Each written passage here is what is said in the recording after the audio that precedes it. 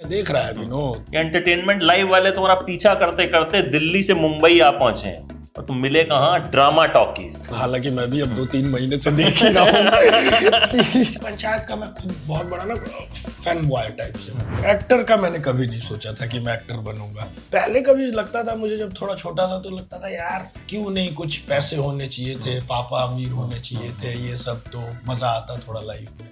फिर मैंने कॉटन बेचना चाचा के साथ शुरू किया। फरीदाबाद से लेके बल्लभगढ़, पलवल, यहाँ बदरपुर बॉर्डर तक मैं बेचने आ जाता था। 100, 150, 200 रुपए एक दिन के कमा लेता था। बॉम्बे की जर्नी और भी कमाल रही।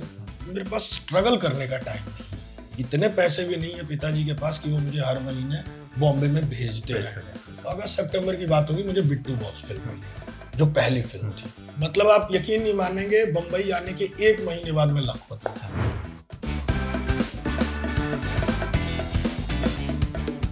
देख रहे हो विनोद, एंटरटेनमेंट लाइव वाले तुम्हारा पीछा करते करते दिल्ली से मुंबई आ पहुंचे हैं और तुम मिले कहाँ? Drama talkies. बिल्कुल देख रहे हैं, और आप सब लोग भी देखिए एंटरटेनमेंट लाइव को। लाइक करिए, सब्सक्राइब करिए और देखते रहिए विनोद को, जो अभी कुछ बातचीत होगी। बिल्कुल अभी कुछ बातचीत होगी और बिल्कुल विनोद वाले स्टाइल में होगी जी। इंटरव्यू नहीं होगा। इंटरव्यू नहीं। तो विनोद का हो ही नहीं सकता जी। अच्छा, देख रहे हो विनोद जी। मतलब बचपन में जब हम डायलॉग सुनते थे, पिक्चर देखते थे तो आता था कितने आदमी थे और मेरे पास माँ है, और अब जब हम देख रहे हो विनोद जी। मतलब आपने ये बोलते हुए या जब आपके सामने डायलॉग बोला गया था, आपको लगा था कि इस हद तक मशहूर हो जाएगा ये? नहीं, मतलब ये नहीं सोचा था। जैसे एक नॉर्मल सीन हम लोग करते हैं वैसे ये भी सीन किया था। और दुर्गेश बाबू जिन्होंने भूषण का किरदार निभाया है, तो वैसे हम लोग दोस्त भी हैं वैसे भी, तो हम लोगों ने मजे लेके किया सीन को। हमारे पास कोई बाउंडेशन नहीं थी कि ऐसा ही करना है, और ये लिखा हुआ भी खुद इतना अच्छा है पंचायत की, उसमें ज्यादा ऐसी गुंजाइश भी नहीं है। तो अब वो उन्होंने बोला कि जो सीन देख रहा है विनोद, तो मतलब खुश जैसे मैं अभी आपसे बात कर रहा हूँ। तो वो जो था मतलब हो गया, और जैसे और फिल्मों में रोल किए हैं और करते आए वैसा ही ये भी एक सीन था। लेकिन ये कतई नहीं सोचा था कि मतलब इस तरीके से मतलब लोग मतलब प्यार करेंगे। और देख रहा है विनोद, हालांकि मैं भी अब 2-3 महीने से देख ही रहा हूँ क्या हो रहा है। पहले तो वो मीम बने, वो लोगों को सीन बड़ा पसंद आया था कि यही हगेंगे। तो उसके मतलब पंचायत रिलीज हुई, उसके बाद उसका बहुत मतलब चला, मतलब कोई कबूतर बना रहा है, मैं गाड़ी के ऊपर हूँ और इस तरीके से। तो वो सब शांत हो गया। ये फिर एकदम से पता नहीं है क्या हुआ, देख रहा है विनोद। ये तो मतलब ऐसा था कि मैं हालांकि उतना ज्यादा सोशल साइट्स पे एक्टिव नहीं हूँ, तो मेरे को मैसेज आया कि भाई ट्विटर मतलब ट्विटर पे पगला गया है, मतलब जाके देखो तुम। मैंने कहा अच्छा ऐसा कुछ हो गया है क्या? तो मैंने देखा वो मतलब मैंने कहा मतलब कमाल है, किसी भी चीज से जोड़ा गया, हर ब्रांड ने उसको हर चीज ने किया। मुंबई पुलिस का देखा कि तो अच्छा लगा। तो सबसे मजेदार कौन सा लगा? जो मीम सबसे मजेदार आपको लगा या सबसे हैरान करने वाला लगा हो कि भाई ये क्या बना दी? मतलब मजेदार तो मतलब इतने क्रिएटिव लोग हैं कि बहुत सारे थे कि एक आया था देख रहा है विनोद, तो उसमें वो नीचे लगा के नहीं अब कुछ नहीं देखूंगा मैं, बहुत हो गया, मतलब उस तरीके के उसमें थोड़ा अपशब्दों का इस्तेमाल करके, तो जिससे लोगों को और हंसी आ रही है कि विनोद गाली बक रहा है भूषण को कि अब बस करो, अब नहीं देखूंगा। और ये मैंने कहा भाई ये तो मतलब कुछ अलग ही है। मैं इवन दुर्गेश भाई को भी मैंने भेजा कि दुर्गेश बाबू देख रहे हैं ये क्या हो रहा है। मैं उनको दुर्गेश बाबू ही बोलता हूँ प्यार से। तो वो बोल रहे हैं हाँ दादा देख तो रहा हूँ। अच्छा हम दोनों का क्या है कि रियल लाइफ में वो मुझे दादा बोलते हैं, बड़े भाई। अच्छा। और मैं उनको बाबू बोलता हूँ। मतलब बहुत 10-11 साल 12 साल हो गए। तो जी ये रहा फिर।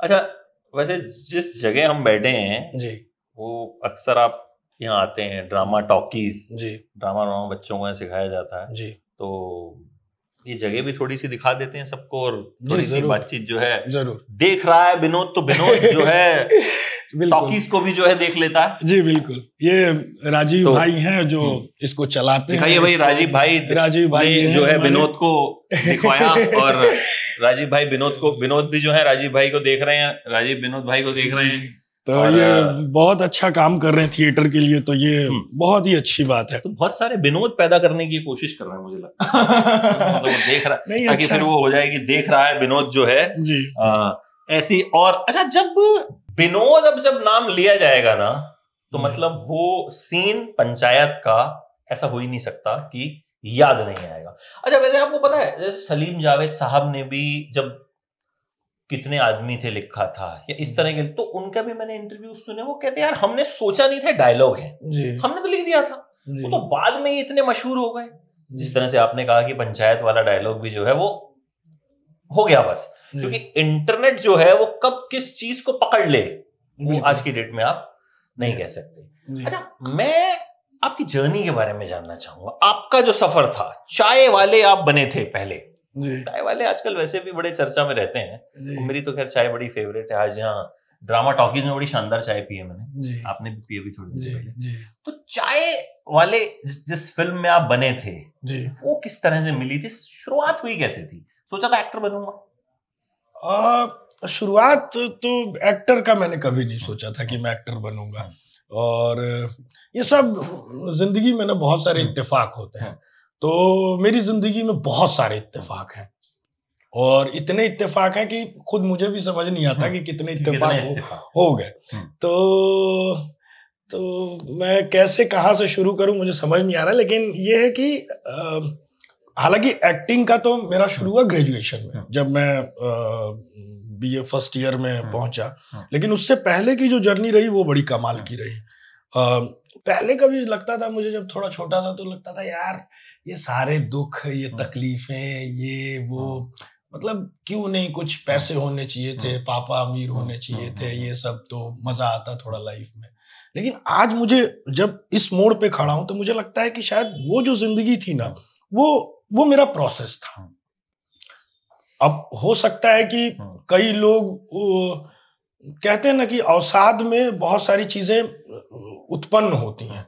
जब भूखा पेट होता है ना तो आदमी लड़ता है किसी चीज के लिए, खाने के लिए, चाहे किसी चीज को पाने के लिए।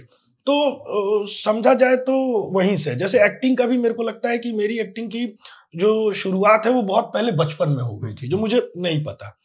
8th 9th में बहुत सारे इंटरव्यूज में पूछा भी था मुझसे, तो मैंने बताया भी था कि 8th 9th में मतलब परिवार की ऐसी स्थिति थी, हम बिहार से चूंकि आते हैं माइग्रेट होके हरियाणा में, सिवान से, तो पापा शादी से पहले ही आ गए थे फरीदाबाद, अपना हरियाणा, मेरी पैदाइश भी वहीं की है।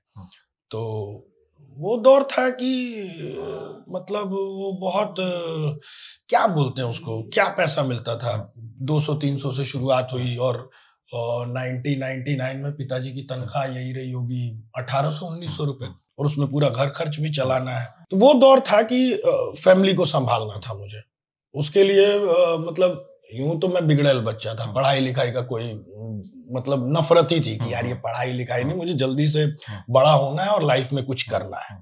मतलब मेरी कभी अपने साथ के बराबर वालों के बच्चों से कभी दोस्ती नहीं हुई, जो थे वो बड़े थे, या तो वो ग्रेजुएशन में थे, +2 में थे, मैं 8th 9th में था। तो वो दौर था कि जब फैमिली को भी संभालना था, तो उस टाइम मेरे चाचा थे, तो वो कॉटन बेचा करते थे। मेरा एक छोटा भाई हुआ, तो वो क्लिफ्ट बच्चा है, तो उसका होठ कटा था, और ये तो वो सर्जरी वर्जरी में, अब एक मान लीजिए बहुत निचले तबके का आदमी है और जो सिर्फ मजदूरी से चल रहा है। बॉयलर अटेंडेंट थे वैसे तो, पापा ने मेहनत, उन्होंने भी बहुत मेहनत की, मेरे पिताजी ने।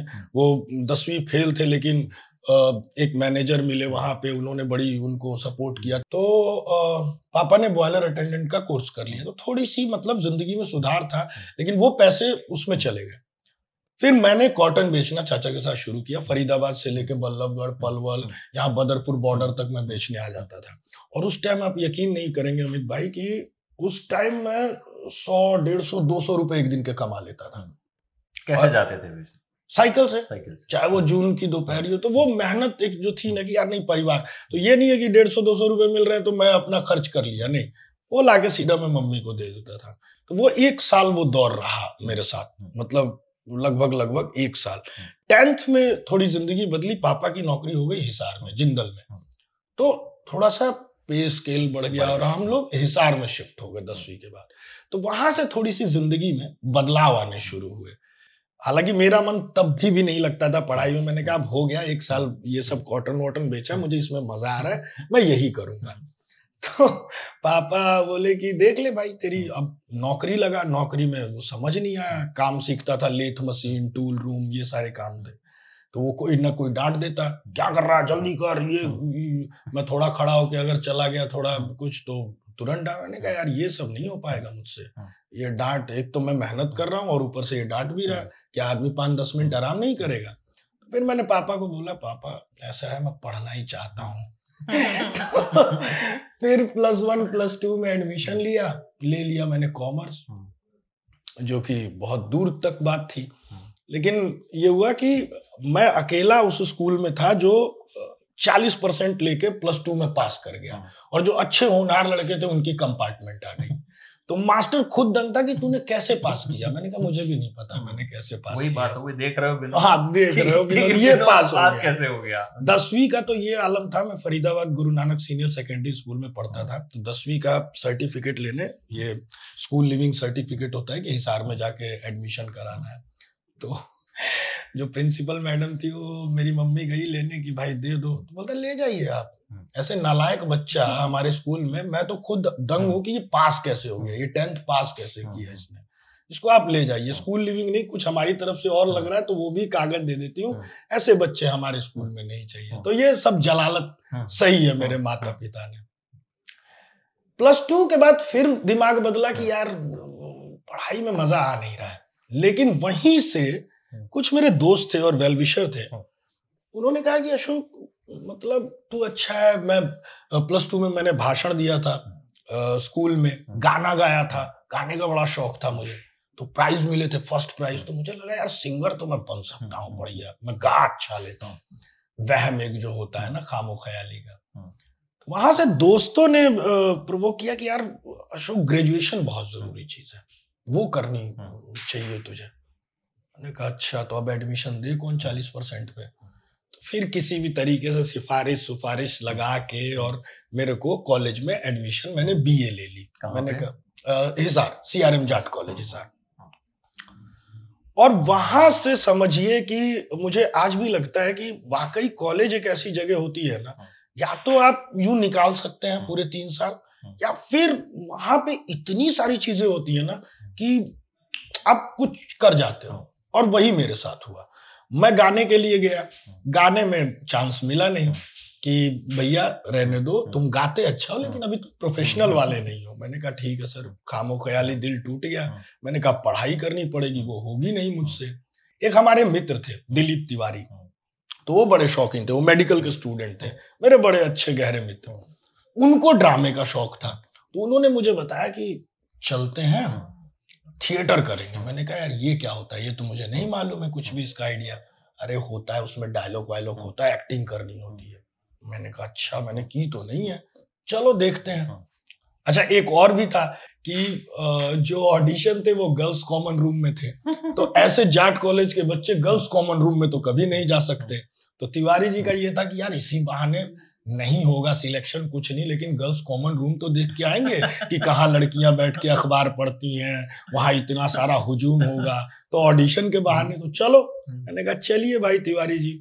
तो तिवारी जी का तो एडमिशन उसमें हुआ नहीं। अच्छा उसमें एक और चीज थी जो बहुत मैं शॉर्ट में बताऊंगा कि मैं गया तो बिना मन के था।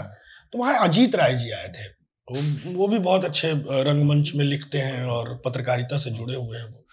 तो उन्होंने एक कहानी सुनाई थी उदय प्रकाश की, तिरिच, वर्कशॉप सी थी। अब जब वो कहानी पढ़ रहे थे और वो मैंने कहानी जब सुनी तो मुझे लगा कि यार ये मैं पढ़ना चाहता हूं, ये मुझे करना है। और वो अद्भुत कहानी है तिरिच। तो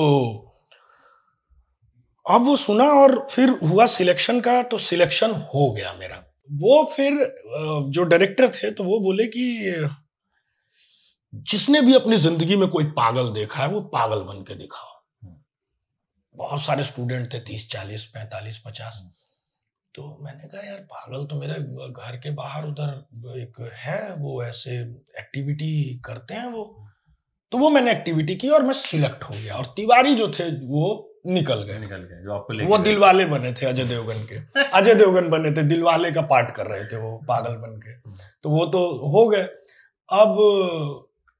अब मुझे एक छोटा सा रोल उस प्ले में, 9 लोग होते हैं, यूथ फेस्टिवल का 1 एक्ट प्ले में 9 लोग होते हैं, तो उसमें एक छोटा सा किरदार मुझे मिल गया। और जो लीड थे वो सीनियर लोग कर रहे थे। 4 दिन 5 दिन बीते, मैंने स्क्रिप्ट पढ़ी, वो मुझे कमाल की स्क्रिप्ट लगी।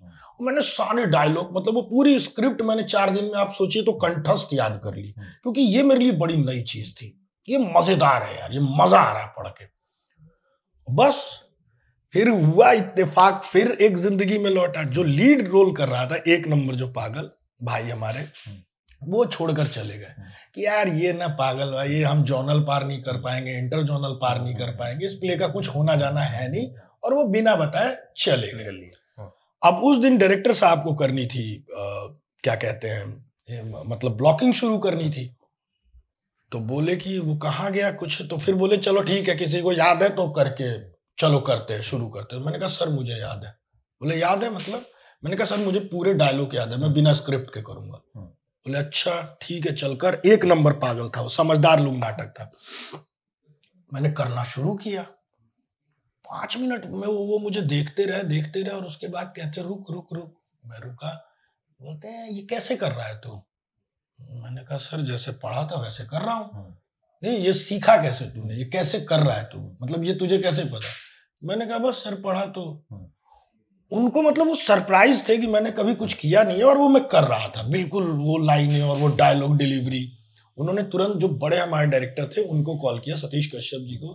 बोले यार ये एक लड़का है सर, और इसमें आके देखिए ये क्या कर रहा है। वो आए, उन्होंने देखा, बोला अब तू ये रोल करेगा, और वो मुझे लीड रोल मिल गया। बस वहां से फिर जिंदगी बदल गई अमित भाई। पहली बार जाट कॉलेज स्पोर्ट्स के मामले में बहुत था, स्पोर्ट्स में मतलब बहुत मेडल और इस तरीके से आते थे, कल्चरल एक्टिविटीज में उतना नहीं था। और 1 एक्ट प्ले चूंकि बहुत बड़ा आइटम होता है यूथ फेस्टिवल का, मैं जोनल में best actor, inter zonal best actor, play जीत रहा है, जोनल जीत गया, इंटर जोनल जीत गया, हम नॉर्थ जोन इंटर यूनिवर्सिटी पहुंच गए, वहां जीत गया कुरुक्षेत्र ऑडिटोरियम में। मुझे आज भी वो दिन भूले नहीं भूलता है कि बहुत बड़ा ऑडिटोरियम है, 5000 उसमें लोग बैठते हैं, और नॉर्थ जोन में 18-19 यूनिवर्सिटियां आती हैं, जिसमें बड़ी बड़ी यूनिवर्सिटी, GNDU और ये सब, और वो लोग धुरंधर लोग हैं थिएटर के। वहां पे नाटक हुआ हमारा, और मतलब मैं दिन याद कर रहा हूँ, मेरे रोंगटे खड़े हो रहे हैं। वो नाटक खत्म हुआ और उसके बाद मतलब लोगों ने मुझे ऐसे घेर लिया कि मतलब मीडिया और सब, और तड़ातड़ फोटो खींच रही है, सब मेरे बारे में जानना चाहते हैं कि तुम क्या एक्टर है, और ये, और जितने यूनिवर्सिटी के लड़के लड़कियां सब, मतलब मैं उस दिन स्टार वाला फील था। मैंने कहा ये जिंदगी में क्या हुआ यार, ऐसा मैंने क्या किया है? मैं उस दिन भी यही सोच रहा था, ये क्या किया है, ये तो मैं नॉर्मली कर रहा हूँ। देख रहे हो विनोद वाला फील जो है फिर उस वक्त भी आया। मतलब मैं, और सारे मतलब अचंभे में कि मतलब ये हो क्या गया। और आप यकीन नहीं मानेंगे, हम वहां जीते, नॉर्थ जोन इंटर यूनिवर्सिटी जीत गए, मेरे अखबारों में फोटो। अब मेरे पापा ने देखा, जो लात जूते भूसे चप्पल खा के जो मैं बड़ा हुआ था, कि ये तो नालायक है, ये जिंदगी में कुछ नहीं कर सकता, वाहियात आदमी है, ये बस खानदान के नाम पे बट्टा लगाने के लिए पैदा हुआ है। अखबारों में फोटो, पापा मतलब गदगद कि यार आज तक कभी फोटो नहीं छपी खानदान में, इसकी फोटो छप रही है, और पूरा एकदम आधे आधे पन्ने में। तो पापा उस दिन पता नहीं क्या हुआ कि पूरा बिहेवियर बदल गया पापा का मेरे लिए। और नॉर्थ जोन जीते, उसके बाद हम नेशनल जीते। तो ये पहली बार हो रहा था कि जाट कॉलेज हरियाणा का एक नाटक नेशनल जीत के आ रहा है। और मतलब उस टाइम मुंबई से, कलकत्ता से, और साउथ के नाटक, जो कि यहाँ पे तो प्रोफेशनल थिएटर और उस तरीके का, और उसमें हमारा हरियाणा का प्ले जीत कर जा रहा है। तो ये बहुत बड़ी बात थी हरियाणा के लिए। और जो पैसे वैसों की किल्लत थी वो भी धीरे धीरे खत्म हो गई, क्योंकि कॉलेज ने पूरी फीस माफ कर दी मेरी। कॉलेज कलर मिला, यूनिवर्सिटी कलर मिला, रोल ऑफ ऑनर मिला मुझे, और मैं 4 साल बेस्ट एक्टर रहा मैं कुरुक्षेत्र यूनिवर्सिटी का। तो ये मतलब ये मेरी एक्टिंग की शुरुआत कह लीजिए कि ये शुरुआत हुई इस तरीके से। पहली फिल्म फिर कैसे मिली जिसमें आप चाय वाले बने थे? चाय वाला नहीं, उसमें मैं बना था ड्राइवर। नहीं, पहली फिल्म तो मुझे मिली लखनऊ में। फिल्म थी शूद्रा द राइजिंग। लखनऊ में शूट चल रहा था उसका, और मैं लखनऊ में इंटर्नशिप खत्म कर रहा था। भारतेंदु नाट्य अकेडमी से मैंने डिप्लोमा किया है, तो वो खत्म की और उसके ऑडिशंस चल रहे थे। लीड कास्ट तो सब बॉम्बे से गई थी, तो वहां उन्होंने कुछ छोटे मोटे रोल के लिए ऑडिशन रखे थे, तो मैंने ऑडिशन दिया। तो वो डायरेक्टर को इतना अच्छा लगा कि उसने बोला कि यार अशोक, तुझे रखना है फिल्म में, तो रख भी लिया। लेकिन वही क्राउड में खड़ा था मैं, कहीं इधर उधर उधर, नंगे पुंगे पड़े हुए हैं 1 महीने। और मैं कहता था ठीक है यार, लगता भी बहुत अजीब था। हुआ क्या कि फिल्म कंप्लीट होते होते अगले दिन क्लाइमेक्स शूट होना था फिल्म का, और वो फिल्म रोल पे शूट हुई थी। तो डायरेक्टर साहब ने मुझे बुलाया और उन्होंने बोला, यार अशोक, पता नहीं क्यों ना मेरा मन ये कहता है कि मैं तुमको तुम बहुत अच्छे एक्टर हो और मैंने तुम्हारे लिए कुछ सोचा है। मैंने कहा बताइए सर। बोले ये फिल्म का क्लाइमेक्स मैं तुम पे करूंगा। तो उन्होंने एक शॉर्ट डिजाइन था कि आप फिल्म वो देखेंगे तो उसमें वो 5 से 6 मिनट का वो सिंगल शॉट था जिसमें सब मर गए हैं, गांव फना हो गया है, और उसमें मैं अकेला विक्षिप्त और उस तरीके का वो बहुत, मैंने कहा ये तो बहुत इंटरेस्टिंग है सर। और अगले दिन वो सोचिए कि वो इतना रिस्क था कि गांव जलाना था, सन आ रहा था और उतना ही टाइम था हमारे पास, मतलब मिनिमम 15 से 20 मिनट, और उसमें वो टेक खत्म करना था क्योंकि एक बार पूरा गांव जल गया तो मतलब खत्म है, और सन आ गया मतलब कि काम खत्म। तो रीटेक का तो सवाल ही नहीं पैदा होता, और हो भी रहा है तो वो रोल गया पूरा खत्म। मैंने कही और वो दिन था कि जो मैं 1 महीने से क्राउड में काम कर रहा था अमित भाई, वो सीन 1 टेक होके हुआ, 5 मिनट का 6 मिनट का वो लेंथी शॉट। उसके बाद तो जो भी पूरा क्रू बंबई से गया था, वो जो तालियां बजी कि डायरेक्टर ने गले लगाया, और वो मतलब बोले यार ये कुछ हो गया, कमाल हो गया। तो वो पहला एक्सपीरियंस था मेरा कि उस तरीके से वो हो गया बस। उसके बाद मैं बॉम्बे आया, तो बॉम्बे की जर्नी और भी कमाल रही। अब बॉम्बे आना मतलब पैसे वैसे तो थे नहीं कुछ, करूं क्या, वापस गया इंटर्नशिप, और वो फिल्म खत्म करने के बाद वापस गया वहां पे हिसार में। वहां बहुत सपोर्ट किया वहां के प्रोफेसर्स, और उन लोगों ने मुझे बहुत सपोर्ट किया है जाट कॉलेज के। तो उन्होंने बोला कि अशोक तू एक काम करके प्ले डायरेक्ट कर दे यहाँ पे यूथ फेस्टिवल में, वहां से तेरे को कुछ सर्टन ऑफ अमाउंट मिल जाएगा।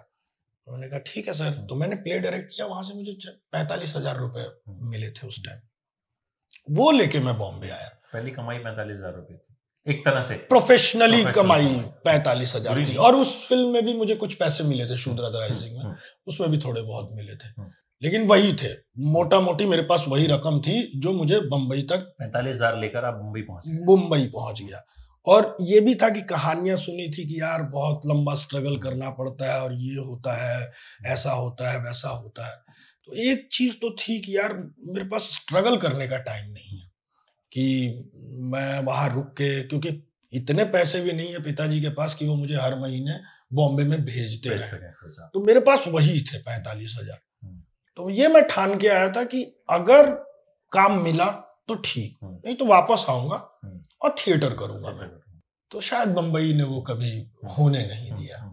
मतलब आया मैं, पहला ऑडिशन, और उसी में मैं सिलेक्ट हो गया। अच्छा, वो किस चीज के लिए था? वो सोनी मिक्स का प्रोमो था, सोनी मिक्स चैनल लॉन्च हो रहा था। तो 3-4 दिन बीते थे बंबई में, तो और एक दुर्घटना भी घट गई थी उसी दौरान। जिस दिन हम आए उस दिन कुछ हो ही गया था अलग, वो तो मैं बंबई छोड़ के भाग गया होता पहले ही दिन। क्या हुआ? हुआ यूं कि हम लोग यही 4 बंगला में रहते थे। मतलब मैं तो नया शाम को 5 बजे उतरा था पश्चिम एक्सप्रेस से, और मैं आया शाम के 6 बज रहे थे, और वहां बहुत सारे लोग रहते थे भारतेंदु नाट्य अकेडमी के उस बिल्डिंग में, 4 बंगला पे बिल्डिंग है। तो 7वें माले पे था। तो मैं देखा, एक तो मैं हरियाणा से निकल कर आया, थोड़ा खुला, और लखनऊ में भी इवन बहुत अच्छा रहता था। यहाँ छोटे छोटे कमरे, और उसमें हम लोग 6 लोग, 5 लोग ऑलरेडी उस कमरे में थे, छठा मेरी एंट्री हुई थी उसमें, कि मतलब अब मैं भी इस रूम पार्टनर रहूंगा।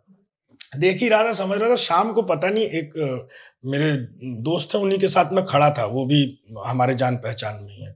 उनकी किसी से बहस हो गई वहां पे नीचे। अब वो बहस कब मार पिटाई में बदली भी नहीं। एक्चुअली क्या हुआ कि वहां पे दो लोग थे, थोड़ा वो गुंडे टाइप के, उसको बुलाया और उसको धमका उमका दिया। तो मैंने कहा यार ये क्या हो रहा है, मतलब थोड़ा सा मैं डरा भी था कि ये, तो बीच बचाव करके कि नहीं भाई साहब ऐसा ऐसा ऐसा, वो हट गया। वो लड़का दोबारा आया, हमारा ही दोस्त था, तो वो दोबारा आया नीचे, और मैं भी नया था, अभी 2 घंटे नहीं बीते थे मुंबई में। फिर कुछ बहस हुई तो उसको मार दिया। मारा तो उसने फोन किया ऊपर हम सब लोगों को, जितने हम इंस्टीट्यूट के थे और लोग थे, तो हम लोग सब लोग नीचे आए तो वो तो देख रहे कि वो सारा, वो तो पूरी भीड़ उनकी एक पूरा, और तड़ातड़ थप्पड़ घूसे लात लाठी। अब मैं सोच रहा हूँ इधर उधर मार पिटाई हो रही है, मेरे लोग पिट रहे हैं, मैं समझ नहीं पा रहा हूँ मैं क्या करूं। अब भागूं, अच्छा मेरे साथ एक मेरे सीनियर है, वो मैं देख रहा हूँ कट्टू वो भाग रहा है कुछ देर की, पुलिस को बुलाते हैं। अब वो भाग रहे हैं, मेरे समझ नहीं आ रहा, मैं उनके पीछे भाग रहा हूँ। भाग रहे भाई, कुछ नहीं पता क्या हो रहा है क्या नहीं। उनके साथ 2 लोगों के वहां गए तो वहां एक पुलिस वाले थे, तो बोलते क्या ये वो करके उन्होंने टरका दिया कि रुका अभी खाना खाना है और ये करना है वो करना है। अब हम बोल रहे सर पिट रहे हैं वहां पे, तो कुछ हुआ नहीं। फिर हम लोगों ने अपने सीनियर्स को फोन किया, उन लोगों ने। अब मेरा कलेजा लगे कि ठक से बाहर आ जाए। उस टाइम ये चल रहा था कि भाइयों को मारो भगाओ, इस टाइप का वो सारी चीजें चल रही थी। अब वो वही चल रहा था, तो मैं तो डर गया कि यार ये तो मतलब ऐसे तो मैं नहीं रह पाऊंगा यहाँ पे। फिर रात को किसी तरीके से 12-1 बजे हम लोग बिल्डिंग में घुसे और वो लोग वेट कर रहे थे। अब वो लोग फिर पीछे लगे तो बिल्डिंग में भाग रहे, मेरे सीनियर आगे भाग रहे, मुझे रास्ता नहीं पता, मुझे ये नहीं पता कौन से फ्लैट में घुसना है, मैं भाग रहा हूँ अंधे की तरह और लोग पीछे पड़े। और फिर एक दरवाजा खुलता है, वो मेरे सीनियर का था, वो इत्तेफाक से मैं देख रहा हूँ वो भागे हैं, इस सीढ़ी से निकले और भागे आखिरी, मैं भी घुसा। उसके बाद तड़तड़ तड़तड़ गेट बज रहा है और वो सब।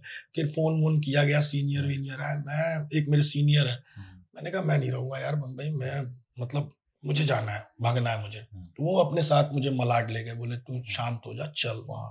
1-2 दिन रहा, लेकिन वो खौफ जा नहीं रहा था कि आप पहला ही दिन हो मुंबई में, आप अभी उतरे भी नहीं है और इस तरीके से हो जाए। मैं 3 दिन तक बहुत सदमे में रहा। फिर ये हुआ, अब मैं वहां उस बिल्डिंग में, हालांकि मामला सब शॉर्ट आउट हो गया था और लोग वहां पे थे, लेकिन मेरा अब ना दिल फट गया था उस बिल्डिंग से कि मैं यार नहीं रह पाऊंगा। और मैं बंबई में, मैंने पापा को कॉल किया ऐसा है, तो वो बोले कि छोड़ तू आ जा, वापस आ जा, रहने दे।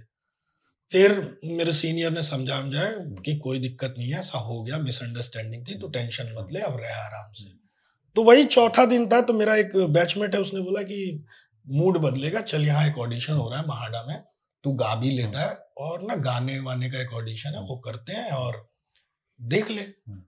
तो गया, मैंने गाना गाया, उसने सिखाया कि प्रोफाइल ऐसे देनी है, ये करना है वो करना है, नंबर बोलना है। मैंने बोला दिया ऑडिशन। शाम को हम लोग बैठे, तब तक कॉल आता है कि सर आप सिलेक्ट हो गए।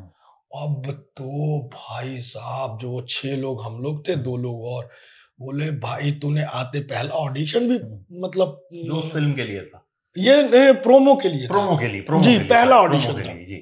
और वो क्लियर 2,500 रुपए। मैंने कहा 1 दिन के 2,500, भाई ये तो कमाल हो गया। और सारे बैचमेट, और ये कि भाई वहां भी तू इस तरीके से था, सब लोग तुझे मानते थे, और तू तो एकदम लकी है भाई कि तूने पहला ऑडिशन दिया और तू क्रैक कर दिया। तो वो शूट किया, उसके बाद वो हुआ, उसके बाद मतलब यूं चलता रहा अमित भाई कि ना मैं ऐड के ऑडिशन देता, हो जाता। मतलब आप यकीन नहीं मानेंगे, बंबई आने के 1 महीने बाद मैं लखपति था। अच्छा जी। एक ऑडिशन दिया था मैंने डोमिनोज पिज्जा का, और दे दिया, मतलब 2,500 तो वो था, अभी पहला ही महीना चल रहा था, 20-25 दिन 30 दिन हुए थे, और चल रहा था। तो मैंने ऑडिशन दिया था, मैं बीच पे था, यही वर्सोवा बीच पे। तो मेरे को कॉल आया कि सर वो आप ना सिलेक्ट हो गए हैं, और बजट का जो भी है आपका 2 दिन का काम रहेगा, और 70,000 पर डे आपका होगा। मैंने कहा 70 बोला कि 17 बोला। फिर मुझे लगा ये ना साला मेरा कोई दोस्त है, ये ले रहा मजे। मैंने कहा भाई मैं समझा नहीं, आप बोला सर आपने एक ऑडिशन दिया था, उसमें आप सिलेक्ट हो गए और आपका ये पेमेंट का रहेगा, इज दैट ओके? मतलब मैंने कहा 70। बोला हाँ सर, क्या मतलब ठीक है। मैंने कहा अब वो लग रहा था मेरा मोबाइल मेरे हाथ से छूट जाएगा और मैं चक्कर खा के वहां रेत पे गिर जाऊंगा। मतलब इतने पैसे एक साथ कौन देखता है भाई? 70,000 और 2 दिन यानी 1,40,000। थोड़ी देर मैंने अपने दिल को संभाला ओके तो कर दिया मैंने, सब हुआ और मैंने कहा ये मजाक ना हो, प्रैंक ना हो कुछ। पापा को बताया, पापा खुद बोल रहे भाग कोई मजाक किया होगा तेरे साथ, ऐसा नहीं होता है। मैंने कहा हाँ लग तो यही रहा। 2 दिन बाद कॉस्ट्यूम, उसके बाद मैंने शूट कर लिया, उसके बाद फट से 1,40,000। मैंने कहा भाई बस ये मौज है। और मतलब यार वो दिन भी था कि अकाउंट में पैसे आ गए मेरे पापा ने मतलब जिंदगी भर कमा रहे थे, उन्होंने नहीं देखे होंगे इतने पैसे, और मैं बंबई में 1 महीने में इतना पैसा। तो वो एक और भी बहुत कमाल की चीज थी। और फिर चलता रहा, मतलब एड वेड चलते रहे। और 2011 सितंबर जो अगस्त सितंबर की बात होगी, मुझे बिट्टू बॉस फिल्म मिली जो पहली फिल्म थी, और उसमें मेरा बड़ा रोल, सेकंड रोल। मतलब कुमार मंगत पाठक जी के ऑफिस गया, देख रहा हूँ वहां, मतलब कॉल आया तो मैं धक से कर गया। मुझे लगा कि ड्राइवर का रोल है ऐसा वैसा। तो मैं गया, देखा, मैंने पोस्टर वोस्टर, मैंने कहा बाप रे बाप यहाँ से कॉल आई है। मैं सोच कर गया था छोटा सा रोल होगा, कोई दिक्कत नहीं है। अब मैं गया तो ऑडिशन के लिए इतना बड़ा पन्ना 2 पेज का, और वो ऑडिशन होना था। मैंने कहा इतने डायलॉग, मतलब मैं तो ये नहीं समझ पा रहा था भाई। फिर मैंने वो कास्टिंग में थे भाई अपने, मेन तो विक्की सिडाना थे और एक सेमल भाई थे। तो उन्होंने बोला कि भाई टाइम लेके कर, घबराने की जरूरत नहीं है, ये सेकंड लीड रोल है, मेन सपोर्टिंग है। अब तो मेरे हाथ पैर और कांप गए। मैंने कहा इतने बड़े प्रोडक्शन हाउस से इतना बड़ा रोल। फिर मैंने पढ़ा, उसके बाद डायरेक्टर साहब मिले, डीओपी अभिषेक पाठक मिले। मतलब मेरे को लग रहा था ये कुछ तो अजीब हो रहा है मेरे साथ, समझ नहीं आ रहा, मतलब कुछ तो चल रहा है, मैं यकीन नहीं कर पा रहा हूँ। वो बात कर रहे, मैंने कहा डायरेक्टर लोग भी मिलते हैं क्या? और इतने कूल तरीके से। तो मैं घबराया, मैंने कहा कि सर मेरे को 1 दिन का टाइम दीजिए क्योंकि ये बहुत लंबा है, मैं कल आके ऑडिशन दूंगा। तो डायरेक्टर साहब बोलते ठीक है, पर हरियाणवी कैरेक्टर था वो, तो उन्होंने अपना हरियाणवी में बोलना शुरू किया। कोई बात नहीं भाई, पढ़ के सुना दे कि मैं सुनांदा हो तो। मैंने कहा सुना तो दूंगा जी, उसमें तो कोई दिक्कत नहीं है। फिर यूं है, मैं जरा यूं याद करके आ जाऊंगा, फिर बढ़िया से परफॉर्म करता। तो बोलते नहीं तू 5 मिनट ले, जरा हम देखना चाहते हैं। मैंने किया, उनको वो समझ में आया कुछ। तो अगले दिन गया, ऑडिशन हुआ और वो चलता रहा 1 महीने। फिर कोई कॉल नहीं आ रही है, ये हो रहा है वो हो रहा है। मैंने कहा गया रोल, और इत्तेफाकन वो रोल फिर आया मेरे पास और वो मैंने किया। वो बंबई का सबसे बड़ा रोल और इतना बड़ा ब्रेक। मैं और पुलकित सम्राट की पहली फिल्म थी वो, और फिर वहां से बंबई की जर्नी एक तरीके से देखा जाए फुल फ्लैश तो वो शुरू हुई मेरी। पंचायत तक कैसे पहुंचे, फिर पंचायत कैसे मिली? पंचायत बिट्टू बॉस आई, रिलीज हुई, लेकिन कुछ हुआ नहीं फिल्म का। तो जो उम्मीदें थी कि यार जिंदगी बदल जाएगी इतने बड़े रोल करने के बाद, तो कुछ नहीं बदला। तारीफें मिली, बहुत मिली तारीफें, बड़े बड़े क्रिटिक्स ने सराहा मेरे रोल को, बट कुछ वर्क नहीं हुआ। हाँ इतना वर्क जरूर हुआ अमित भाई कि मुझे काम आते रहे। जिन जिन लोगों ने वो फिल्म देखी तो मुझे काम आते रहे। मतलब वो वाला नहीं था कि मुझे थैला उठा के जाना है और दाल रोटी चलती रही, ये कह सकते। दाल रोटी बंबई में चलती रही, मैं काम करता रहा, छोटा छोटा बड़ा बड़ा जो आता रहा चलता रहा, करता मैं मन से था। मैंने हॉलीवुड की फिल्म की एक, the second best exotic marigold hotel, वो फिल्म मिली। मतलब वो अद्भुत एक्सपीरियंस था। यही मिली बॉम्बे में मिली। शूटिंग वूटिंग सब यहाँ हुई? जी जयपुर में शूट हुई थी, और उसमें सब लोग थे, Richard Gere, Judi Dench, Ronald Pickup, बहुत बड़ी। मतलब उन लोगों को देखना कि मतलब यार ये लोग तो मतलब मैं बहुत खुश नसीब हूँ कि मैं इन लोगों के साथ काम कर रहा हूँ। मैंने ब्रेंडन फ्रेजर के साथ काम किया, एक film a line of descent, वो शूट हुई, उसमें मेरा सारा चंक ब्रेंडन फ्रेजर जी के साथ था, और वो मतलब उनको देखना अद्भुत था। मतलब तो यूं चलता रहा, काम करता रहा, होता रहा। फिर एक दौर आया कि मन ऊब भी गया बंबई से कि यार वही छोटे छोटे किरदार कर, मैं ईमानदारी से रहा हूं लेकिन वर्क कुछ नहीं कर रहा है ना। मतलब दाल रोटी बिरयानी में नहीं बदल रही है अभी तक। बिरयानी का नहीं, हालांकि मैं खुश था, मैं यूं नहीं है कि मुझे कोई शिकायत है। आज बंबई में जो कुछ भी मिला है अमित भाई, मैंने ये भी सपने में नहीं सोचा था। मैं ये जानता हूँ कि मैंने ये भी नहीं, मैं यहाँ तक पहुंच गया हूँ और आज एक घर पे छत है और मैं अच्छा खा सकता हूँ, अच्छा पी सकता हूँ, तो ये भी मेरे लिए बहुत है और ये चल रहा था। लेकिन एक होता है ना कि यार मुझे कुछ चैलेंज मिले, मैं क्रिएट करूं, वो नहीं हो रहा था। हालांकि एक मैंने फिल्म की, एक डायरेक्टर है फराज अली, अभी वो फिल्म मामी में भी स्क्रीनिंग हुई थी, अभी टिफ की वो बेस्ट फिल्म थी, तो उन्होंने मुझे पहली बार नेगेटिव कैरेक्टर दिया। मतलब वो बहुत डेप्थ वाला और इंटेंस। मैं कॉमेडी रोल ही चल रहे थे, एक सीन 2 सीन, चाय वाला बन रहा हूँ, कभी ये मदारी बन रहा हूँ। चाय वाला किसमें बने थे आप? चाय वाला मैं एड में बहुत बना हूँ। अच्छा। एक 2 लिप्टन की एड है एक, हालांकि वो रोल मुझे बहुत अच्छा, पुष्पावली एक सीरीज है, मतलब एग्जैक्टली वही। जी, मतलब यूं भी कह सकता हूँ कि पुष्पावली ने मेरे को बहुत फायदा किया। पुष्पावली करने से ये हुआ कि जो बहुत सारे कास्टिंग डायरेक्टर्स जिनकी नजरों में मैं नहीं था, पुष्पावली से वो हुआ। उसमें परफॉर्मेंस इतनी अच्छी मतलब निकल कर आई। मतलब वो तो सब सुमुखी और उन लोगों का है यार, मैं उनको बहुत क्रेडिट देता हूँ कि उन लोगों ने मुझे बहुत सपोर्ट किया। और तब तक मैंने 2017 में पुष्पावली किया, तब तक बम्बई में 7 साल गुजर चुके मेरे। तो अच्छा, 7 साल बाद जाके किया? 7 साल बाद पुष्पावली 2017 में शूट किया और वो लोगों ने बहुत पसंद किया, बहुत सारे लोगों ने देखा। तो फिर एक थोड़ा सा और काम का मेरा दायरा बढ़ा कि कुछ और लोग मतलब बुलाने लगे, ऑडिशंस देने लगा। इस बीच ये भी रहा अमित भाई की पंजाबी फिल्में मैंने की। इत्तेफाक से मैं पंजाबी फिल्म मैंने करने गया था, वेग बराता चलिए, तो उसमें एक रोल था, वो किया और वो रोल मतलब इतना पसंद आया कि मैंने फिर बैक टू बैक बहुत सारी पंजाबी फिल्में की। पंजाबी बोली? नहीं, मैं हिंदी कैरेक्टर करता हूँ। अच्छा। और वो स्पेशल लिखे जाते हैं मेरे लिए कि मतलब पंजाब में एक अलग तरीके की ऑडियंस है मेरी, कि वो बहुत प्यार करती है और बहुत। तो मैं तो ये भी कहता हूँ कि वो जो 3-4 साल का जो दौर था ना अमित भाई, तो मेरा किचन पंजाबी फिल्मों से चला। मतलब पंजाब से इतना प्यार और पैसा और वो सारी चीजें थी कि मुझे आती रही थी, जिससे मेरा घर चल रहा था। तो पंजाबी फिल्मों का एक अलग वो हुआ। फिर ये सब चल रहा था। मैं वो उन्होंने मतलब फिल्म का नाम है शू बॉक्स, जो अभी टिफ में भी बेस्ट फिल्म थी, अभी फेस्टिवल्स में ही घूम रही है। तो उसमें बिल्कुल मेरा नेगेटिव कैरेक्टर है और बहुत डेप्थ वाला कह सकते हैं, बहुत इंटेंस कैरेक्टर है। तो उन्होंने वो रिस्क लिया मेरे ऊपर कि यार तुम करोगे शो, तो वो मुझे बहुत अच्छा लगता है। तो जब दर्शकों तक आएगी वो फिल्म।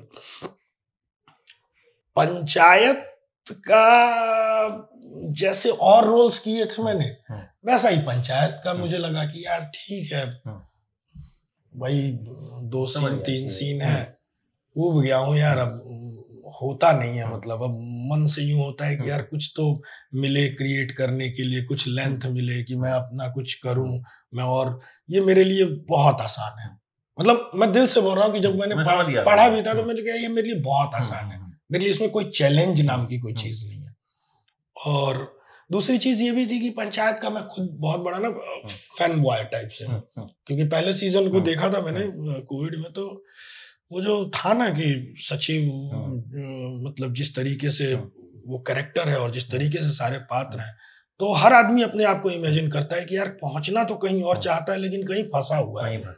वो मजबूरियां और वो जो चीजें हैं वो हो नहीं पा रही, और जो अंदर की बेचैनी है, तो आप उससे कनेक्ट, हर आदमी कनेक्ट कर सकता है उस कैरेक्टर से, वो इतना खूबसूरत लिखा हुआ है। तो सेम मेरे साथ भी था।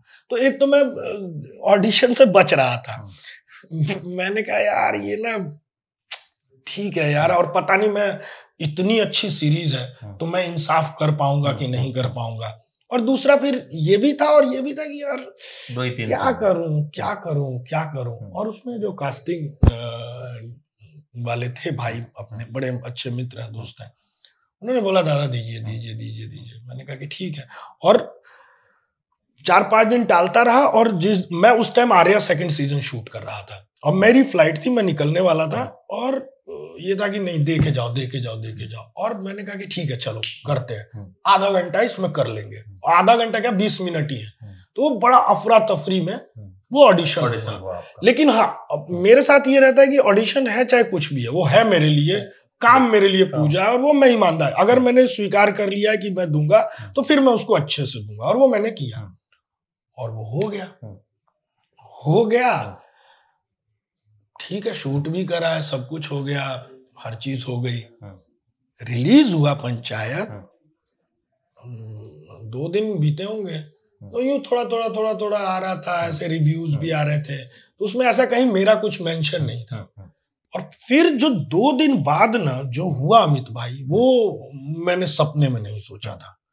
मतलब मेरा इंस्टाग्राम बजने शुरू हो गए, मैसेज आने शुरू हो गए, मीम्स बनने शुरू हो गए, और इतने भावुक मैसेज आया अमित भाई कि मैं जिंदगी में नहीं भूल सकता, कि मैंने वाकई कतई सपने में नहीं सोचा था कि ये किरदार इस तरीके से लोगों के दिल में बस जाएगा।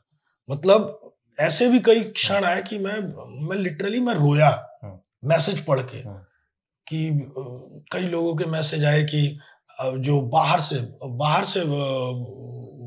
बाहर के देशों से कॉल है, जो बिहार के लोग उधर हैं, तो वो बोलते हैं कि आप हमारे पापा से बात कर लीजिए, आप हमारी मम्मी से बात कर लीजिए, हम लोगों ने ये एपिसोड, मुझे याद ही नहीं है कि कितनी बार देखा है, हम 100 बार देख चुके, 50 बार, हम बार आपका सीन देखते हैं, मन नहीं भरता है वो सीन देखने से। और मतलब इस तरीके से बहुत मैसेज, मतलब मैं मुझे याद है मैं शूट कर रहा था गोवा में, लगातार मेरा शूट चल रहा था, और उस दौरान ऐसा भी था अमित भाई कि मैंने 48 घंटे बिना सोए मैंने शूट किया है। मैं सुबह यहाँ शूट कर रहा हूँ, शाम की फ्लाइट पकड़ रहा हूँ, गोवा जा रहा हूँ, रात भर वहां शूट कर रहा हूँ, फिर शूट खत्म होते ही सुबह वहां से फ्लाइट पकड़ रहा हूँ, दिन में यहाँ शूट कर रहा हूँ। मतलब सोने का वो कुछ फंस गया था मामला कि मुझे करना पड़ा वैसा शूट। और उसमें जो 1-1.5 घंटे की जो फ्लाइट थी, उसमें नींद तो नहीं आती थी क्योंकि मैसेज इतने होते थे, और मैं उनको पढ़ता था और एक ऊर्जा फिर से जग जाती थी, तो वो नींद गायब हो जाती थी। तो वो पंचायत ने दिया कि मैं देख रहा था कि यार इतनी मोहब्बत, इतना प्यार, तो वो पंचायत ने दे दिया। वो मैं नहीं समझ पाया कि मतलब इतना छोटा रोल, और इतना, मान लीजिए एक ही एपिसोड है, वो कोई ऐसा बहुत बड़ी लेंथ नहीं है उस किरदार की, लेकिन इस तरीके से लोग दिल में बसा लेंगे और इस तरीके से मोहब्बत हो जाएगी, ये मैंने कतई नहीं सोचा था। तो प्यार तो मिला जी, प्रोफेशनली फायदा हुआ पंचायत के बाद, रोल्स में या करियर वाइज आपको लगा हो कि मतलब यार मीम्स तो बन जाते हैं, इंटरनेट तो एक ऐसी चीज है, आपको पता है हिंदुस्तान में एक महीना किसी चीज को हम खींच देते हैं, हम इतना खींच देते हैं, और फिर अगले 3 महीने बाद हम उस चीज को भूल जाते हैं, हमें याद भी नहीं रहता कि 1 महीने पहले ये हो रहा था। बिल्कुल, हमारी मेमोरी जो है वो बहुत छोटी है। बिल्कुल। तो उस वाइज कुछ फायदा हुआ? अभी ऐसा कुछ ऐसा फायदा नहीं हुआ है मुझे, और पता नहीं, हो सकता है आगे हो या क्या हो, क्यों नहीं हुआ? मैं अभी तक हुआ या नहीं हुआ? नहीं, अभी तक ऐसा कुछ नहीं हुआ है। जो अभी मेरे पुराने प्रोजेक्ट्स थे, जो ईश्वर की कृपा से अभी पता नहीं कुछ तो जादू हुआ है बंबई में, कि इवन पंचायत आने से पहले मैंने 2-3 प्रोजेक्ट्स अभी खत्म किए हैं, जो बहुत अच्छे प्रोजेक्ट्स हैं, जिसमें लोग देखेंगे तो वो वाकई बोलेंगे कि ये विनोद ये नहीं हो सकता। बिल्कुल। तो जैसे इवन राम माधवानी सर से मेरी बात हुई, मैंने उनको बोला था कि सर वक्त लगे तो देखिएगा, तो उन्होंने देखी हुई थी सीरीज, और वो बोले कि मैं अशोक, मैं तुम्हें मतलब मैसेज और फोन करने ही वाला था कि बहुत तुमने बढ़िया किया है यार, मैं कभी, मतलब तुम गोपी हो और तुम विनोद हो, ये बिल्कुल इमेजिन से वो है। तो बहुत खुशी की बात थी, और मतलब किए मैंने। तो अभी सच एज प्रोफेशनली मुझे कोई ऐसा बड़ा वो कुछ नहीं है, लेकिन हाँ, मैं शायद अभी इस फेज को एंजॉय कर रहा हूँ कि ये ऐसा लगता है ना कि जैसे ये 10-12 साल गुजर गए बंबई में, पता नहीं चला 12 साल कब गुजर गए। ये 12 साल बाद ये जो अभी ये वक्त, ये जो अभी 2-3 महीने से चल रहा है, तो ये मुझे लगता है ना कि ठीक है, मैं प्यार के मामले में उन पर भारी है, मतलब ये हफ्ते एक तरीके, मतलब ये 12 साल लग रहा है धुल गए जैसे। मतलब मेरा शुरू से भी ये भी रहा है कि हाँ, इन 10-12 सालों में मैं घबराया नहीं अमित भाई। मेरी एक अलग प्रोसेस ये चलती है कि घबराने से कुछ नहीं होगा। बिल्कुल।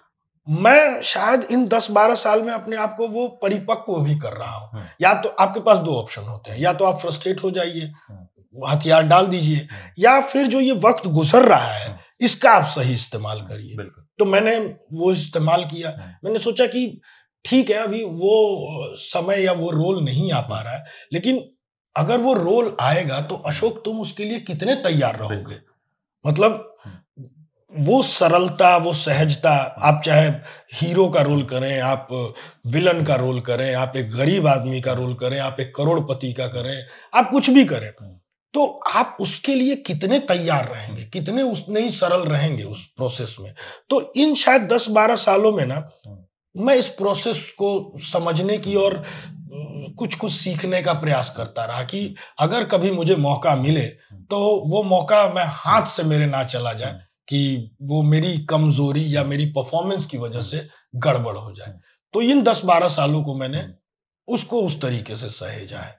और विनोद का जिस तरीके से लोगों ने बोला, इवन पंकज त्रिपाठी भैया का कॉल आया जब मुझे, तो वो मेरे लिए बहुत कमाल का पल था कि भैया ने फोन करके बोला कि यार तुमने बहुत सहज किया है यार, तुम मतलब वो उनका बोलना मेरे कानों में ऐसा लग रहा था ना कि यार जब इतना प्यारा और इतना मतलब बेहतरीन अभिनेता अगर आपके काम की अगर वो करें। मुझे यशपाल शर्मा जी का कॉल आया, वो हिसार से ही हैं दादा, तो उनका भी आया। इतने सालों में 10-12 सालों में कभी कभी बात होती थी, लेकिन उन्होंने कोई काम नहीं देखा था मेरा, उन्होंने पंचायत ही देखा। और वो मतलब वो भी बोल रहे थे कि भाई तूने कमाल कर दिया लड़के, मतलब कमाल कर दिया भाई। तो मुझे लग रहा ना कि ये कुछ है यार अमित भाई, ये कुछ हुआ है। मतलब कहीं ना कहीं अब हम आपके पीछे जो है दिल्ली से हाँ, और मीडिया का इतना मतलब योगदान। मुझे एक आदमी बोलते हैं कि भाई तुमने कितने लाख की पीआर करवाई है। मैंने कहा यार मेरी पीआर भगवान ने करी है। आपका कोई पीआर ही नहीं है, डायरेक्ट हमने इनको अप्रोच किया इंस्टाग्राम पे, डायरेक्ट नंबर लिया, डायरेक्ट बात की, जगह भी इन्होंने ढूंढी ड्रामा टॉकीज मुंबई में और हमने सिर्फ जो है इंटरव्यू किया। तो ये ऐसे भी कलाकार होते हैं। ऐसे ये बताइए, विनोद को पहली बार प्यार कब हुआ था? यार विनोद को पहली बार प्यार मेरे ख्याल से हुआ होगा 4वीं-5वीं में। अच्छा, 4वीं-5वीं में? हाँ, मतलब कुछ था। मैं वही बोल रहा हूँ ना कि शुरू से ही ना मुझे थोड़ा सा मेरा जो सर्कल रहा ना वो जरा खुराफातियों का सर्कल रहा है। तो मतलब जो प्यार मोहब्बत की बात करें तो वो सब जो भी एक तरफा जो होता है प्रेम, तो ये पता चलता है ना, फिल्में देखते हैं तो मोहब्बत कोई चीज होती है, ऐसे होता है वैसे होता है। तो बस वैसा ही कुछ अपना मतलब चलता रहा। कब बनी पहली गर्लफ्रेंड? सच है कुछ ऐसा नहीं रहा कभी जिंदगी में, नहीं रही है। मतलब मैं चाह रहा हूँ कि ये सब बातें क्यों की जाए। जब आदमी मशहूर हो जाता है तो उसकी एक एक चीज में जो है ना लोगों की बड़ी दिलचस्पी होती है। नहीं, हाँ, ये तो अभी क्या स्टेटस क्या है? परिवार में कौन कौन है? क्या परिवार में मम्मी पापा है, बहन है, भाई है। तो अभी मतलब कुल मिला के जो भी है कि ये मौज वाली जिंदगी चल रही है। अभी इवन बंबई में भी मेरा ये रहा कि मतलब आधा टाइम ना अमित भाई यही सोचने में चला गया कि यार पहले काम कर ले, उसके बाद जो होगा वो देखी जाएगी। अभी आपकी एक तस्वीर भी बड़ी वायरल हो रही थी रिंकी के साथ। अरे भाई, तो उस पे भी खूब मीम बन रहे थे, देख रहा हूं विनोद मौज ली जा रही है। मत पूछिए, मतलब वो तो ऐसा, अब ये सोचिए, देख रहा है विनोद, वो पहले यहीं हगेंगे हम, देख रहा है विनोद, अब ये तीसरा सान्विका ने जो फोटो मतलब डाली, उसके बाद तो वो अलग ही लेवल पे फिर मीम शुरू हो गए ट्विटर पे और इस पे। तो मेरी सान्विका से बातें बोलती है, यार अशोक उन्होंने अपनी फोटो डाली थी कि ये वीडियो वगैरह, तो उस पे लोग, मतलब मैं वही बोल रहा हूँ अमित भाई की, मतलब इस तरीके से लोग प्यार करते हैं ना। मेरे को सबसे अच्छी जो चीज लगी कि मुझे किसी ने भी ना कोई बुरा कमेंट, नेगेटिव कमेंट, कोई नेगेटिव नहीं बोला। और इवन मैंने भी अमित भाई ये कोशिश की ना कि मैं सही बता रहा हूँ कि मैंने जिंदगी में इतना फोन नहीं चलाया जितना मैंने इन 3 महीनों में चलाया है। मैं इतना फोन कभी चलाता ही नहीं था, लेकिन वो मैं जहां तक कोशिश होती है ना कि मैं जाके एक एक बंदे का रिप्लाई जरूर करता हूँ कि कोई अगर मेरे लिए वक्त निकाल रहा है तो मैं भी जहां तक जब तक पॉसिबल हो सकता है, सब पॉसिबल नहीं भी हो, हाँ नहीं हो पाता है, क्योंकि एक वही बोल रहा हूँ कि हजारों मैसेज इंस्टाग्राम पे, फेसबुक पे, मतलब बहुत सारे लोगों की रिक्वेस्ट आ रही है लेकिन उसमें छूट जाते हैं क्योंकि वो इतनी तादाद होती है कि वो ढूंढ पाना मेरे लिए मुश्किल हो जाता है। तो फिर भी मैं देखता हूँ कि यार कुछ छूट ना जाए, कुछ ऐसा ना हो जाए। मैसेज इतने आते हैं कि मुझे लगता है कि यार कोई आपके लिए वक्त निकाल, इस भागती दौड़ती जिंदगी में ना अमित भाई, किसी के लिए किसी के पास अब वक्त नहीं रहा है, लेकिन कोई आपके लिए वक्त निकाल रहा है ना, अगर 2 मिनट 1 मिनट, तो ये बहुत बड़ी बात है। और वो आपके उस काम की सराहना कर रहा है, आपको दुआएं दे रहा है, आशीर्वाद दे रहा है, आपके आगे के भविष्य के लिए बोल रहा है। तो मुझे लगता है कि यार ठीक है, जितना हो पा रहा है मैं करूंगा जरूर। ये वो दौर है जब सिनेमा के लिहाज से चीजें अच्छी नहीं चल रही हैं, तब आपको उतना प्यार मिल रहा है। जी, मैं बिल्कुल, आप अगर देखें तो मतलब जितना प्यार पंचायत को मिला, बिल्कुल उतना आज के दौर में बहुत कम ऐसी वेब सीरीज होंगी या ऐसी फिल्में होंगी जिनको मिलता होगा। बिल्कुल। और इसमें ना मतलब मैं एक बात कहूंगा अमित भाई की पंचायत वो सीरीज है ना, लिखने के हिसाब से भी, लिखाई के हिसाब से भी देखिए, और जब बहुत कुछ हो रहा है ना, भसड़ और ये और वो सब चीजें, उस बीच एक आदमी ना सुकून की तलाश में तो भटक ही रहा है। बिल्कुल। आज हमारे पास फोन है, बोलते हैं ना, मुझे पता नहीं, मैं अब मुझे लगता है कि मैं भी थोड़ा पुराने दौर का हो गया कि हमारे टाइम में मैं देखता था कि जब माताजी गांव रहती थी, पिताजी बिहार से हरियाणा रहते थे, तो चिट्ठियों का दौर था। तो जो चिट्ठियां आती थी, हफ्ते भर इंतजार होता था, मनी ऑर्डर होता था, तो वो जो एक इंतजार होता था ना, और उस इंतजार में जो एक बेचैनी कह लीजिए, एक तड़प कह लीजिए, या एक जो भी चीजें होती थी, हम दोस्तों से चाहे घर से, फोन नहीं थे, तो वो तब आदमी से बात करने की फुर्सत थी कि फोन उतने नहीं थे, व्हाट्सएप नहीं था, फेसबुक नहीं था, तो 4 लोग शाम को मिलके हंसी मजाक करते थे, चाय पीते थे, साथ में हुक्का बीड़ी चल रहा है, तंबाकू चल रहा है, बैठ के होती थी। अभी तो क्या है कि अगर 4 आदमी बैठे तो सब अपने अपने फोन में लगे हुए, कोई अपना ये मैसेज चेक कर रहा है, कोई कुछ कर रहा है, और बगल बगल में बैठे हैं लेकिन हमें बात ही नहीं हो रही है। बात पूरी दुनिया से हो रही है लेकिन हम यहाँ कर नहीं रहे। तो मुझे लगता है ना कि उस दौर में पंचायत जिस तरीके से, तो वो गांव याद आता है, वो दोस्ती याद आती है, वो छोटी छोटी चीजें उसको मतलब दिल में बज, अच्छी चीज नहीं होगी आप नकार देंगे। किसी के पास इतना वक्त नहीं लगा है कि वो 4 घंटे जाके अपना चीजों को देखे और समझे। वो बांधे रख रही है, यानी कि आपके दिल में बस रही है। और मुझे लगता है कि सिंपल सरल जो चीज होती है ना, वो अगर दिल से बनाई है तो आपके दिल तक जरूर पहुंचेगी। तो मेरा मानना तो ये है। बिल्कुल, और आप भी दिल तक पहुंचे हैं और आगे भी खूब दिल में बसे रहेंगे। बिल्कुल यार अमित अभी विनोद के लिए हम दिल्ली से मुंबई आए हैं और विदेश भी जाएंगे।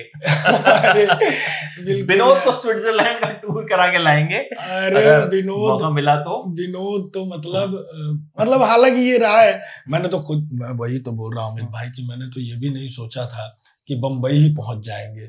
आज यहाँ पे हैं, आज मतलब एक छत है और खाने पीने का भी सब कुछ अच्छा है। मैं अमेरिका चला गया जो शूट करने, लॉस एंजलिस। मेरे पापा, मैंने कहा यार पापा अमेरिका जा रहा हूं मैं, लॉस एंजलिस, मतलब क्या है। पहला टूर तो मेरा मॉरिशस का था, एक फिल्म शूट। मैंने कहा विदेश, बाप रे, मतलब ये जो भी दिया ना, ये बंबई ने दिया, ये कला ने दिया, ये आर्ट ने दिया, ये कुछ नहीं सोचा था मैंने कि ये सब भी घूम आऊंगा देश दुनिया। तो ये सब कुछ हो रहा है, बस मैं यूं लगा हुआ हूं कि हाँ यार ठीक है, अपनी मेहनत करते चलो, मौज आ रही है जिंदगी में। मौज आप लेते रहिए जी। पूरे देश की मुझे लगता है दुआएं और बेस्ट विशेस आपके साथ हैं, हमारी भी साथ हैं, और बिल्कुल ऐसे ही रहिए। बिल्कुल बिल्कुल यार अमित भाई, बिल्कुल। अगली बार भी जब इंटरव्यू करेंगे तो ऐसी बड़ी रस्टिक सी जगह पे करेंगे, ड्रामा टॉकीज टाइप की जगह पे, एकदम देसी जगह पे बैठ के देसी बात करने का जो मजा है ना, वो किसी 5 स्टार 7 स्टार होटल में मुझे लगता है नहीं। कि आज जो आपने बातचीत की वो बड़े दिल से की, मतलब ये मेरा शायद इकलौता ऐसा इंटरव्यू होगा जिसमें मैं सबसे कम बोला हूँ। क्योंकि मुझे आपकी बात सुनने में इतना मजा आ रहा था, और मतलब वो कंटिन्यूएशन में एक जो चीजें चलती गई, तो मैं भी उस जर्नी को जो है बड़ा एंजॉय करता गया, और आप लोग भी मुझे लगता है उस जर्नी को बहुत एंजॉय करेंगे। बताइएगा हमको कमेंट बॉक्स में। और देख रहा है विनोद, देखना है विनोद को, अब ये सब दर्शक देखेंगे और बताएंगे। बाकी बहुत अच्छा लगा, मतलब बहुत बहुत जी, शुक्रिया आपका। शुक्रिया आपका भाई, बहुत आपने वक्त दिया और बड़े दिल से बात की। जी भाई, thank you so much. Thank you so much आपका भी।